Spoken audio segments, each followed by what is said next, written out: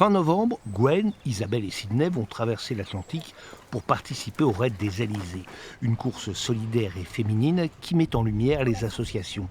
La leur, c'est Solidarité Anorexie Boulimie. Elle a été fondée par Bruno de Beaurepaire.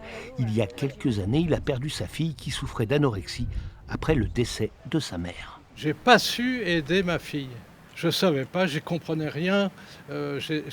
J'étais impuissant. J'ai cherché pendant 4 années, j'ai cherché à rencontrer des témoins directs ou indirects de ces souffrances qui auraient pu m'aider à aider ma fille. Je n'ai pas trouvé. Alors il crée l'association SAB. Aujourd'hui, elle est présente dans 22 départements. Chaque semaine, des groupes de parole réunissent les familles touchées par la maladie. C'est tellement important de se retrouver ensemble, de pouvoir parler, écouter, entendre. Ça, c'est une force. Seul, on ne s'en sort pas avec cette maladie. On ne s'en sort pas.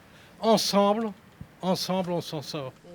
Une parole qui libère, aide et rassure. C'est le cas pour Sydney, mère d'une fille anorexique.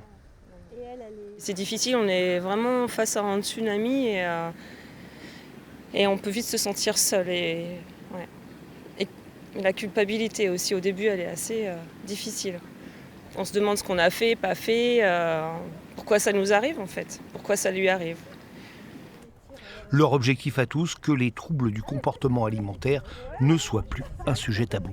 Enfin, quand je vois effectivement la destruction que c'est pour la personne qui souffre de cette maladie, la famille, l'entourage, aujourd'hui le but c'est la prévention. La prévention, qu'est-ce qu'on peut faire pour informer, pour prendre très tôt les choses en main et du coup que les médecins, le corps médical soient formés pour ça, pour bien orienter. L'association se bat aussi pour une meilleure prise en charge des patients, une longue course, mais les membres ne manquent pas de souffle.